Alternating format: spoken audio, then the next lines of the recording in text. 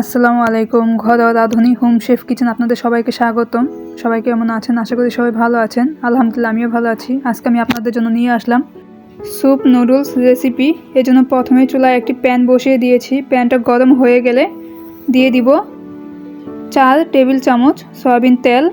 তেলটা গরম হয়ে আসলে 1.5 টেবিল চামচ রসুন কুচি দিয়ে হালকা ভেজে নিয়েছি। ভাজা হয়ে গেলে দিয়ে দিব 1 কাপ গাজর কুচি, 1 cup capsicum, 1/4 cup sweet corn. এগুলো দিয়ে হালকা ভেজে ভাজা হয়ে গেলে দিয়ে দিব 1 টেবিল চামচ কালো গোলমরিচ গুঁড়া, 1 টেবিল চামচ সাদা গোলমরিচ গুঁড়া, 1 টেবিল চামচ লবণ। এগুলো দিয়ে আবার ভালোভাবে নেড়ে চেড়ে দিয়ে দিব আগে থেকে সিদ্ধ করে রাখা 1 কাপ মুরগির মাংস, 1 কাপ বাঁধাকপি কুচি। এগুলো সব দিয়ে খুব ভালোভাবে নেড়ে চেড়ে ভেজে নিতে হবে।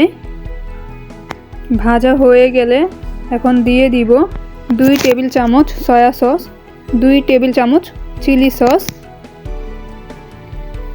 2 টেবিল চামচ টমেটো কেচাপ দিয়ে আবারও ভালোভাবে এগুলো মিশিয়ে নিব। মেশানো হয়ে গেলে এবার দিয়ে দিব 6 কাপ চিকেন স্টক। আপনারা যদি এই চিকেন স্টকের রেসিপিটা দেখতে চান তাহলে অবশ্যই কমেন্টসে জানাবেন। তাহলে আমি আমার এই চিকেন স্টক বানানোর রেসিপিটা আপনাদের সাথে শেয়ার করব।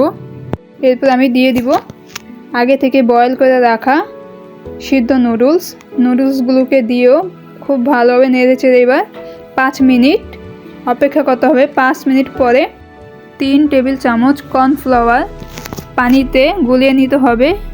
সেই গুলানো কর্নফ্লাওয়ারটা আস্তে আস্তে নুডলসের মধ্যে দিয়ে দিতে হবে। এই সময় চুলার আঁচটা কমিয়ে রাখতে হবে আর কর্নফ্লাওয়ারটা মেশানোর সময় অনবরত নাড়তে হবে, তা না হলে কর্নফ্লাওয়ারটা জমে যাবে।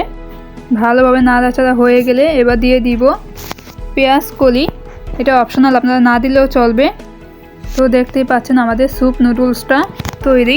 তো ধন্যবাদ সবাইকে আমার ভিডিওটা দেখার জন্য। যদি ভালো লাগে তাহলে অবশ্যই একটা লাইক, কমেন্টস আর শেয়ার করবেন এবং নতুন নতুন ভিডিও পেতে আমার চ্যানেলটাকে সাবস্ক্রাইব করে আমার পাশে থাকবেন। ধন্যবাদ সবাইকে।